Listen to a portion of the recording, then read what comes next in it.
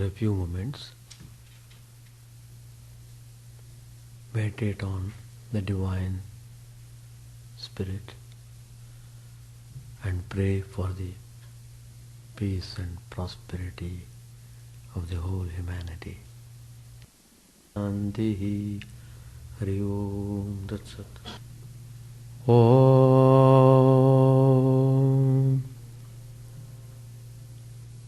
Stavakaya Dharmasya Sarvadharmasvarupine Stavakaya Dharmasya Sarvadharmasvarupine Avatar Varishtaya Ramakrishna Te Namah. Asato ma sadgamaya tamaso ma jyotirgamaya mrityorma mritangamaya. Om Shanti Shanti Shanti. Let us bow down to Sri Ramakrishna, the embodiment of all religions, the Supreme God incarnate. Let us pray to Him to lead us from the unreal to the real, to lead us from the darkness of ignorance to the light of knowledge, to lead us from death to immortality.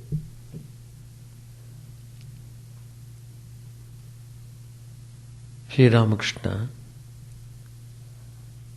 has clearly shown the way for the spiritual seekers how to get into the state of reality and he has stated clearly that everyone will have to struggle in order to move forward in spiritual journey.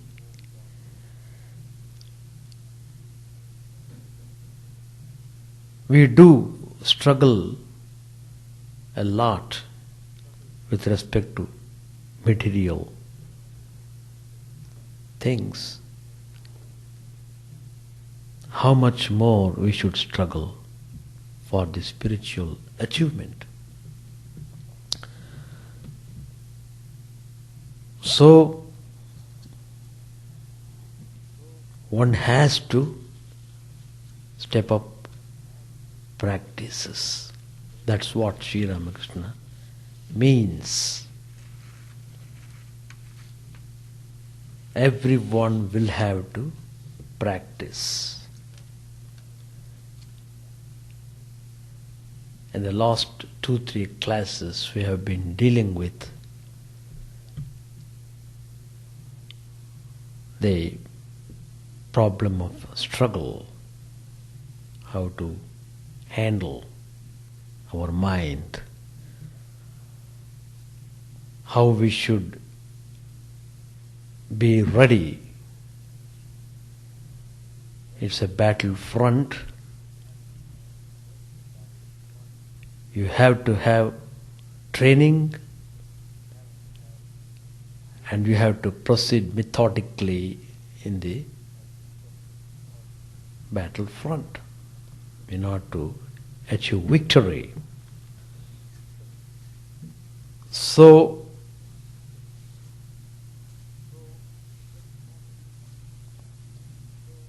very important point has been pointed out in the last class. A person who wants to achieve victory in inner struggles must give up the will to enjoy the phenomenal, which is a very difficult task. Because you must know, it is this, the desire to enjoy the phenomenal, it is this that is causing bondage. It is this that is causing you to take birth again and again. It is this that makes you come back and forth and passes through fire ordeal of suffering. In order to get out of this suffering, you must give up the dreadful will to enjoy the phenomenal. That's the secret. So you have to, if you are entering into spiritual realm, make it very clear yourself. Simply telling I want God will not help you. It will be only a theoretical. I want God, but if God is not responding to me, I am in such trouble. My husband is in hospital. Please pray so that he may come back with renewed health.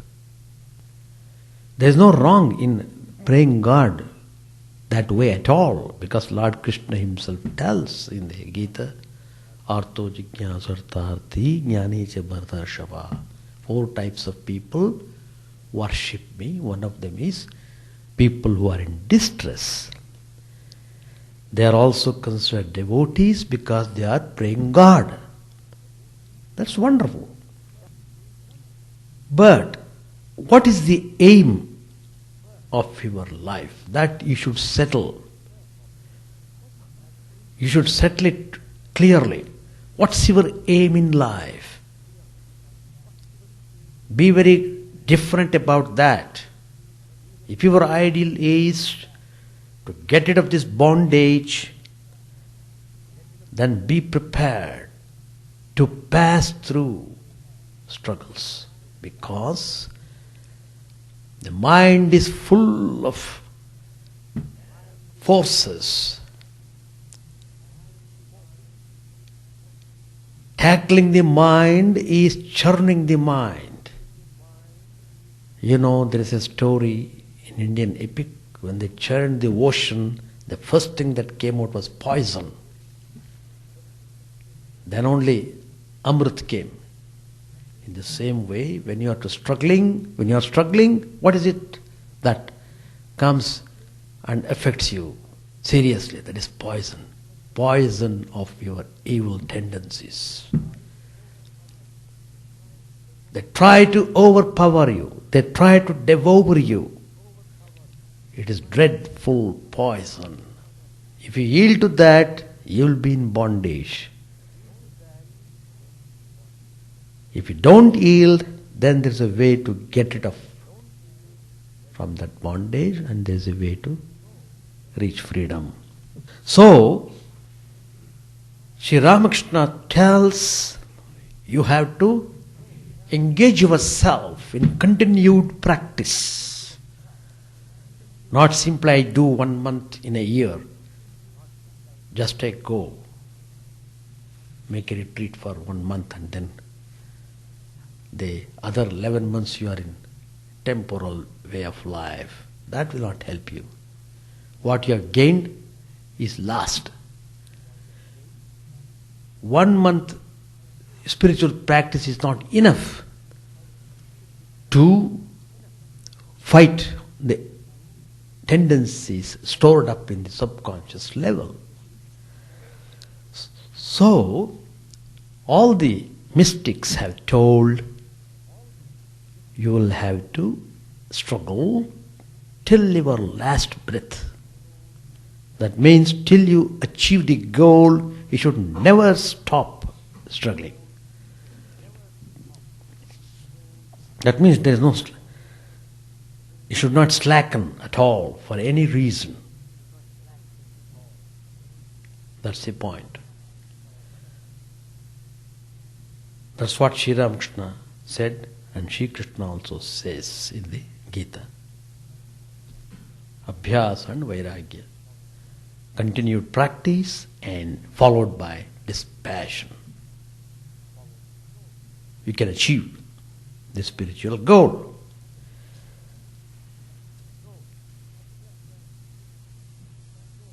Abhyasa, practice of what? Habitual practice of discrimination or right thinking. Vairagya means dispassion, meaning substituting the will to freedom from all bondage for the will to enjoy the phenomenal.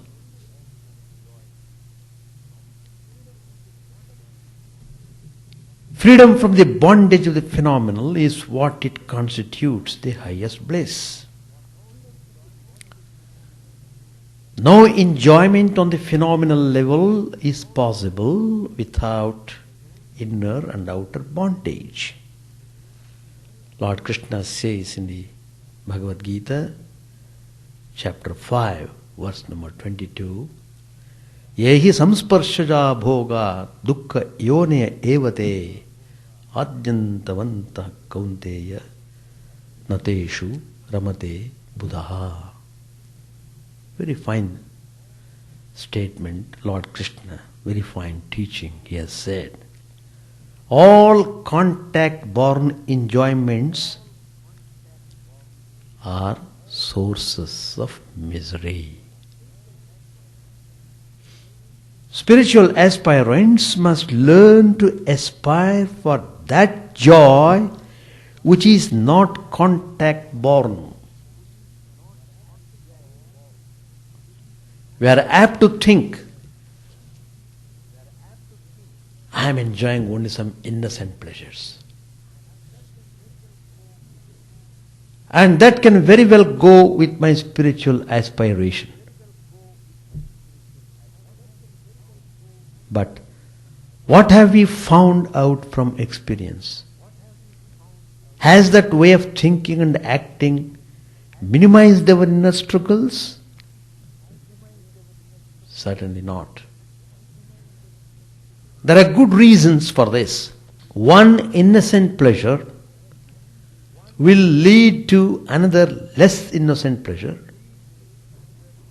Continuing in this way, we shall find ourselves involved in pleasures which are not innocent at all.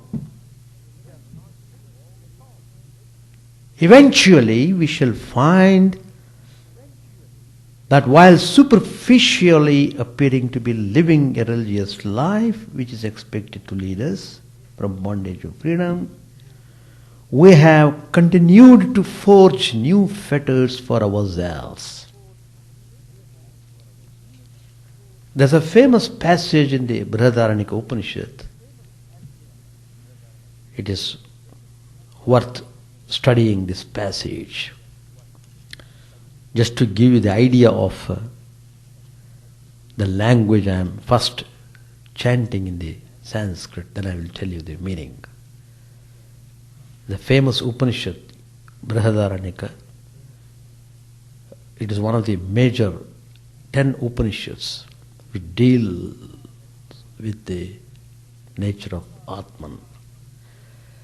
Sagatha sarva samapam samudra ekayanam evam sarvesham sprashanam tvage ekayanam evam sarvesham gandhanam nasike ekayanam evam sarvesham rasanam jihva ekayanam evam sarvesham rupanam chakshur ekayanam evam sarvesham shabdanam shotram ekayanam evam sarvesham sankalpanam mana eva kayanam evam sarvesham vidyanam hridayamekayanam, evam sarvesham karmanam hastavekayanam, evam sarvesham anandanam upasthayekayanam, evam sarvesham visarganam payukekayanam, evam sarvesham adhvanam padavekayanam, evam sarvesham vedanam vagekayanam. It is very meaningful passage. How everything has been clearly specified. The meaning of this passage is, as the ocean is the one goal of all waters, so the skin is the one goal of all kinds of touch. The nostrils are the one goal of all smells. It wants to experience varieties of smells. The tongue is the one goal of all savours. The ear is the one goal of all sounds, various types of sounds. The mind is the one goal of all deliberations. The intellect is the one goal of all forms of knowledge. The hands, the one goal of all actions. The organ of generation is the one goal of all kinds of enjoyment. The excretory organ is the one goal of all excretions. The feet are the one goal of all kinds of walking. The organ of speech is the one goal of all the Vedas. The organ of generation being the one goal of all kinds of enjoyment, the will to enjoy may easily lead one to sex. And sex enjoyment is said to be the most concentrated of physical or phenomenal enjoyments. It's very important for you to know this fact, because you are entering to spiritual field. Therefore, bondage created through this enjoyment is also likely to be the strongest. We have to remember constantly that as spiritual seekers, our goal is to attain liberation of the spirit, which comes with the realization of the Atman. One must transcend one's body consciousness before one can realize the Atman. Attachment to one's body and mind itself is sufficient bondage. When, through sex, one becomes attached to another body and mind, bondage becomes all the more strong. This explains why Sri Ramakrishna says lust and gold is the obstacle to yoga. If you want to practice yoga, you have to be free from lust and gold. Again, Sri Ramakrishna says in the Gospel, man can realize God if he wants to, but he madly craves the enjoyment of lust and gold. Again, Sri Ramakrishna says in another way in the Gospel, the snake has a precious stone in its head, but it is perfectly satisfied to eat mere frogs. Again Sri Ramakrishna says, come outside the house of Maya, give up lust and gold, and the sun of knowledge will destroy ignorance. If you read Gospel from the beginning to the end, almost all the pages contain this ideal coming up again and again. Kamini Kanchana Tyag. There it is printed as woman and gold. Kamini Kanchana. It doesn't mean Sri Ramakrishna hated women, not at all. On the contrary, Sri Ramakrishna was a lifelong worshipper of the Divine Mother. He accepted a woman as guru when practicing tantric discipline. The first guru was Bhairavi Brahmani, a woman who was adapted in tantric discipline, who had all siddhis. She was amazed to see Sri Ramakrishna, and she said, you are a qualified person. I am ready to initiate into this tantric knowledge. And she did. Then Sri Ramakrishna worshipped his own wedded wife as the embodiment of the Divine Mother. Not only that, even in prostitutes, Sri Ramakrishna saw the Divine Mother. So here you must understand what is the meaning of this word constantly used in the gospel, woman. It is used to symbolize sex, and gold to symbolize all possession and possessiveness. Possession and possessiveness are symbolized by gold. Now, sex stands for the psychic bondage, and gold for the material bondage of a person. These two cover all phenomenal bondage of the soul. And all this bondage arises from our will to enjoy. I want to enjoy them. These are statements of fact. We have to face these facts in a realistic manner. How are we as spiritual seekers to face this problem? That's the question. If we do not know how to face it, we can create for ourselves endless inner struggles. There are certain principles of conduct given to us from the wisdom of the scriptures and the spiritual masters. These are a few of the inviolable rules for spiritual seekers. See, I am giving all these points to the spiritual aspirants who want really to move effectively onward in their spiritual path.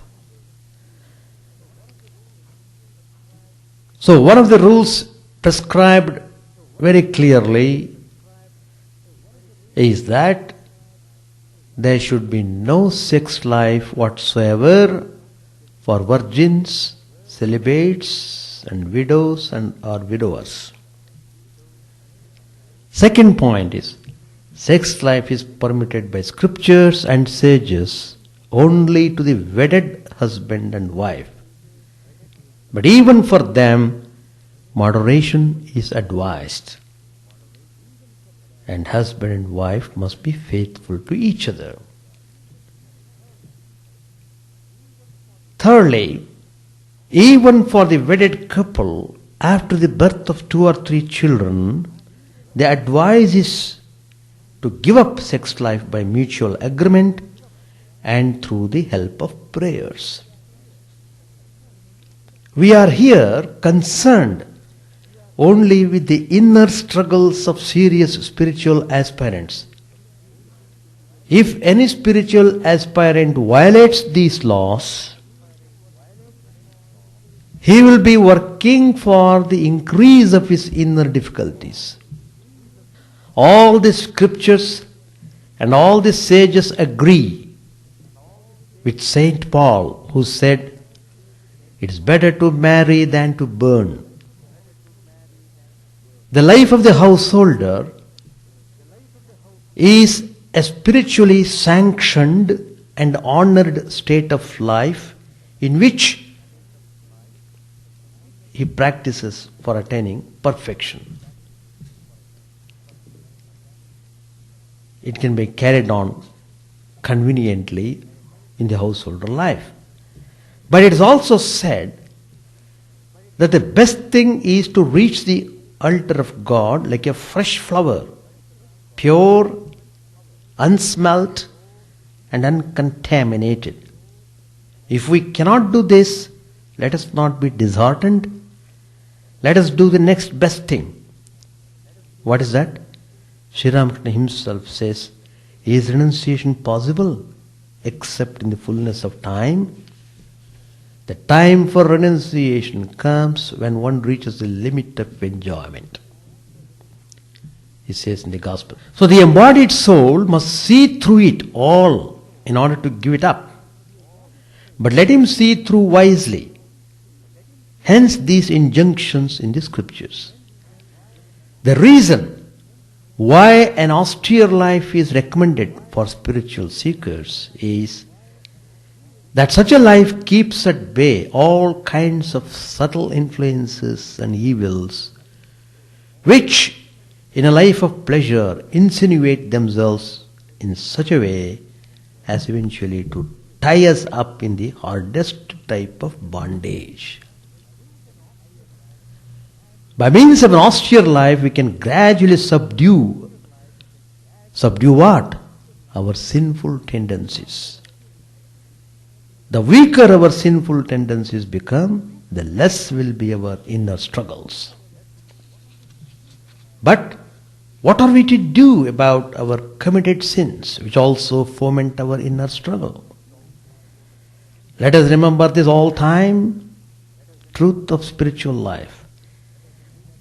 That is, there is no unforgivable sin except the unrepented sin. There is no unforgivable sin except the unrepented sin. Repeat God's name and sin no more. We have to pray that God may help us not to sin anymore. Doing this also increases our willpower to keep our promise. We must not, however, forget that many passions lie hidden within our minds. They crop up under favorable situations. Therefore, we must not trust ourselves, our mind overmuch, but stay awake and vigilant. An enemy supply base, so to say, in our inner struggle is our own subconscious mind. That is the supply base. The subconscious is like a dark hole in the basement, the depth and contents of which are unknown. From the psychological standpoint, it is a storehouse of our good and bad tendencies formed by past thought and action. Hence, it influences our inner struggle, often adversely, while remaining undetected. If we don't know how to clear the subconscious of the inimical forces which accentuate our inner struggle in a mysterious way, we cannot really make a headway towards victory. The control of the subconscious is an absorbing subject itself. The simplest method of clearing the subconscious of all evil is to have the memory of God treasured in one's heart like a priceless pearl. According to mystics, God's name is like a fire. Earnest repetition of the Lord's name, along with mental contemplation of God, is an authentic method of cleansing the mind of all evil. That's why whenever a person shows interest in spiritual life, we advise that person to take initiation, because initiation is the important factor in one's spiritual life. The mantra which he repeats, it purifies the mind of the spiritual aspirant and takes him towards the goal. But in the initial stage, out of this very practice, an impediment may arise. This takes the form of increased turbulence of mind. All along you are not aware of these things, but when you take to practices, when you are sitting for meditation, when you are trying to think of God, you are in great stress. All unnecessary thoughts come and disturb you. There comes a period in the inner struggle when the enemy fights madly, as it were, because he has been stirred up. At such times, one must not only not get frightened, but call up all one's strength and skill and keep one's balance.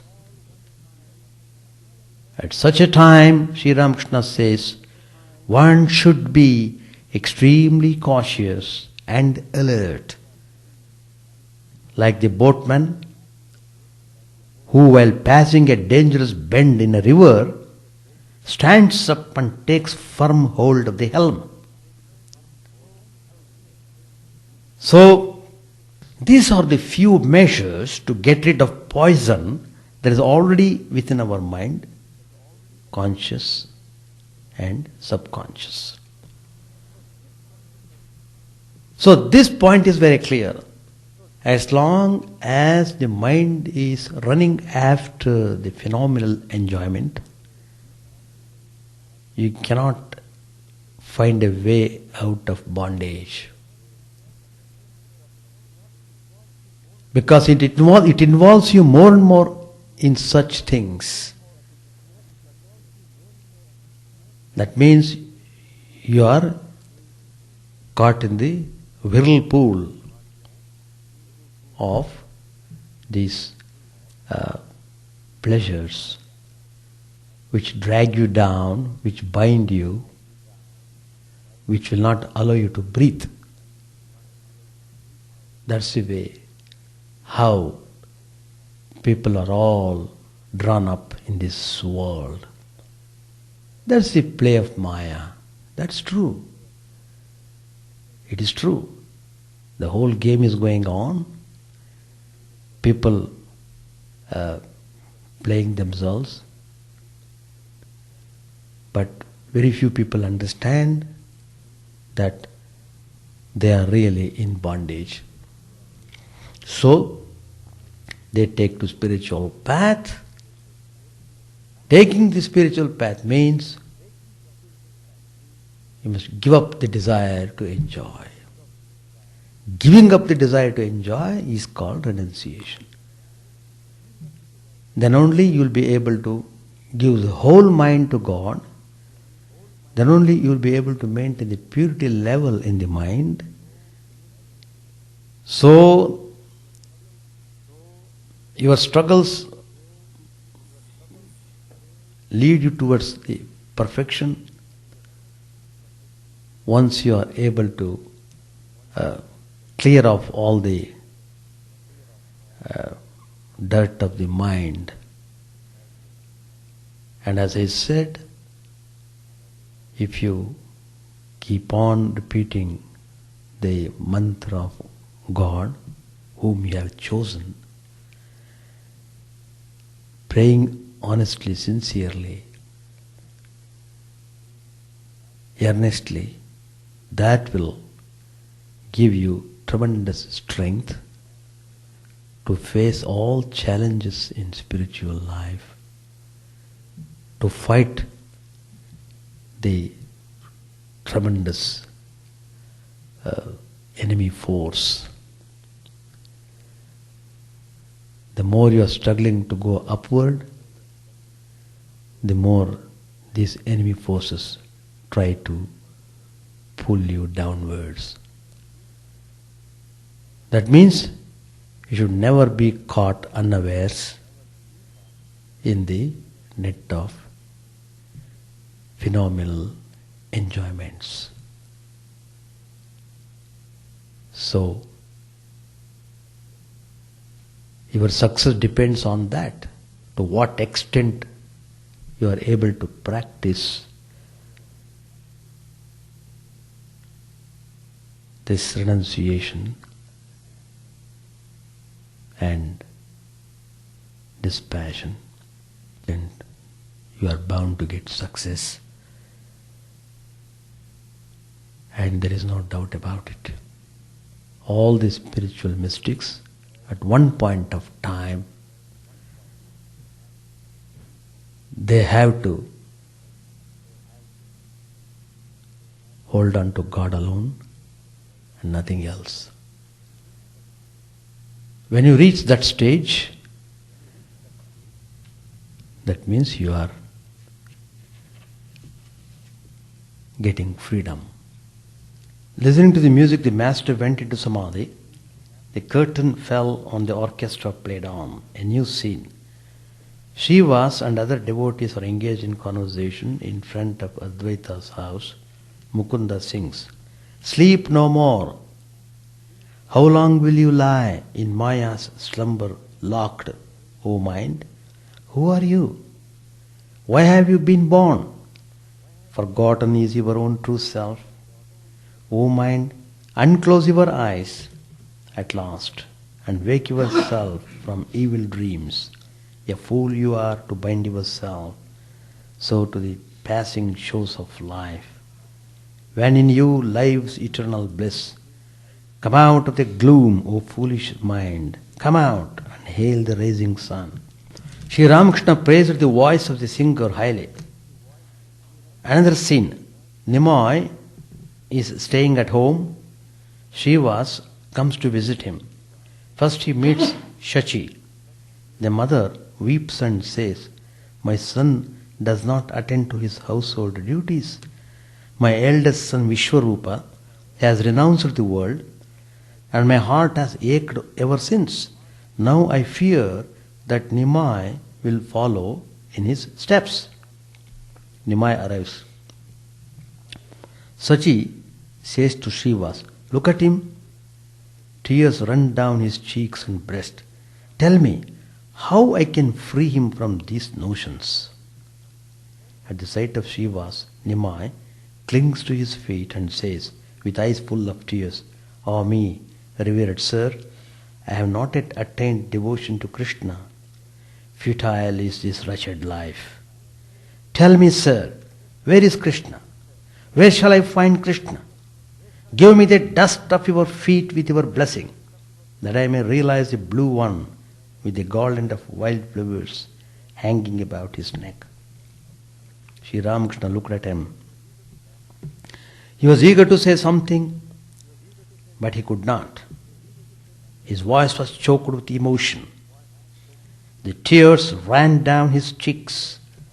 With unmoving eyes, he watched Nimai clinging to Shiva's feet and saying, "Sir, I have not attained devotion to Krishna. Nimai has opened a school, but he cannot teach the students any longer. Gangadas, his former teacher, comes to persuade him to direct his attention to his worldly duties.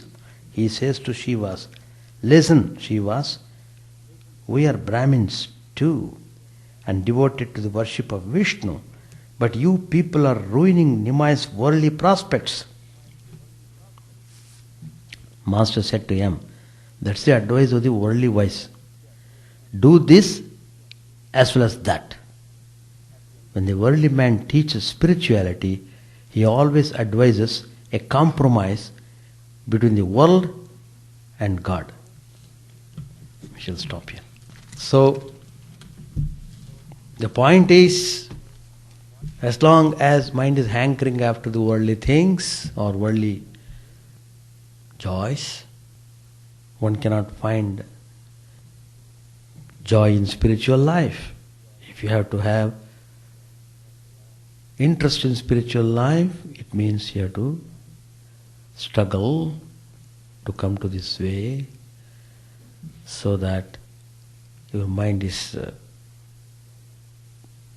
concentrated upon the spiritual theme. So you have to engage your mind in the spiritual activities in such a way that mind does not get distracted, so that mind does not run after the enjoyment of the things of the world. That means it doesn't run after the things which bind you. Why they are talking so much about enjoyment? Because it binds you. See, there was a person, I remember that, he used to come 3 miles distance. It is not a story, it is a fact. Why would he come? Just to drink a coffee. He would come.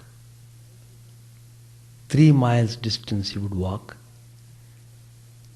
and he would come to take a coffee. So the attraction of coffee was so much he would come. I am giving the example. That means he is bound by that desire. Oh, I will get the best coffee there, I should go. So he never mind walking 3 miles, but he would come and take coffee.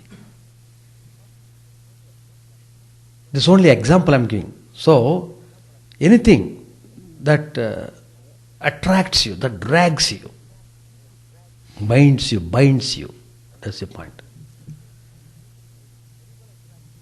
The terrible attraction that binds you totally is what Sri Ramakrishna says, lust and gold. These are the 2 things. So mind is just dipped into that, there is no way to escape. All problems continue to exist. As long as your mind is running after them, it will be always in a tainted state. So you have to give a clean bath to the mind. Clean bath is required. That clean bath is given by devotional practices and continued struggle and not hankering after the enjoyments of the world. Then you raise yourself to a level from where you can definitely experience wonderful state of peace. What exactly peace means, you will realize it for the first time when you come to that stage. Yeah. Any questions? Yeah, you can ask. No, it is not necessary that everybody should follow the same path. See, there in Indian context, their aptitude is that way. But you can't expect the same aptitude in the countries in the West. Here the aptitude is changed. But They have got different aptitude, and rituals are one of the methods to come closer to God. Rituals are prescribed so that in one way or other people become devoted to God. That's the idea of doing rituals. And rituals basically, they aim at fulfilling your immediate desires. You got some problem, you want some peace, etc., etc. If you offer some worship, you feel satisfied. God is protecting you and is helping you. That's true, but they have got their own method of approaching God, not like Indian method. In India, everybody, even a householder, if a person has to live life of the world, he should live in a way in accordance with the dharma. That's the purpose of grihasthashrama. The grihasthashrama means a life of moderation. People cannot give up sex altogether. So, the Mahatmas, the Rishis, they have found out, all right, you can have them, but have moderation. And so, they try to give spiritual ideas through their household activities, so that for some reason or other they are worshipping God and coming to God. Slowly the mind is getting trained, and the more and more you come towards God, the more and more it likes to come towards Him much more intensely, and he develops relationship with God. That's the idea. So, in Western countries also, whatever method that suits them, they may take that method and follow it up. In whatever way the mind is brought up, it should go in that way only. So you can't have the same method for everybody. That's what Sri Ramakrishna said. As many faiths, so many paths. Everyone can follow one's own path. But if you are interested in Hindu way of life or rituals, etc., definitely you can adopt it. There is no bar. It is not that a Western person should not do rituals. It is not like that. But their natural inclination is not towards the rituals. They find everything very not understandable to them. So they prefer to take the method of meditation, and they take the method of karma yoga, doing selfless service. That way they feel more comfortable. That's also very good. Nishkam karma yoga, what Lord Krishna says in the Gita. Everything is prescribed like a training. It is meant to train the mind, that's all. That's all the purpose.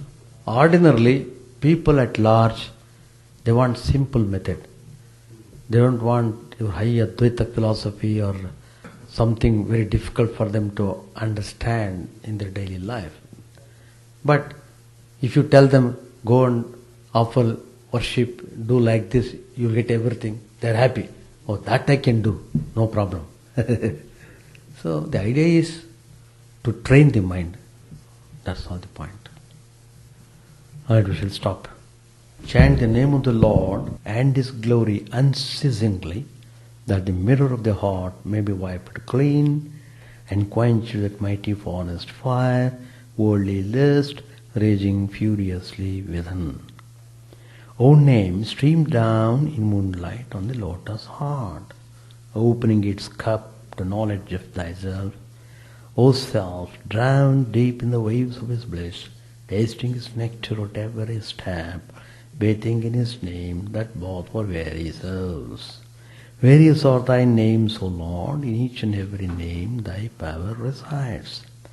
No times are set, no rites are needful for chanting of thy name. So vast is thy mercy, how huge then is meritoriousness, who find in this empty life and heart no devotion to thy name. O my mind, Be humbler than a blade of grass. Be patient and forbearing like a tree. Take no honor to thyself, give honor to all. Chant unceasingly the name of the Lord. O Lord and soul of the universe, mine is no prayer for wealth or retinue, the playthings of lust or the toys of fame. As many times as I may be reborn, grant me, O Lord, a steadfast love for Thee. A drowning man in this world's fearful ocean is Thy servant, O sweet one. In Thy mercy consider him as dust beneath Thy feet. Oh, how I long for the day when instant separation from Thee, O Lord, will be as 1,000 years, when my heart burns away with its desire, and the world without Thee is a heartless void. O Lord, lead us from the unreal to the real.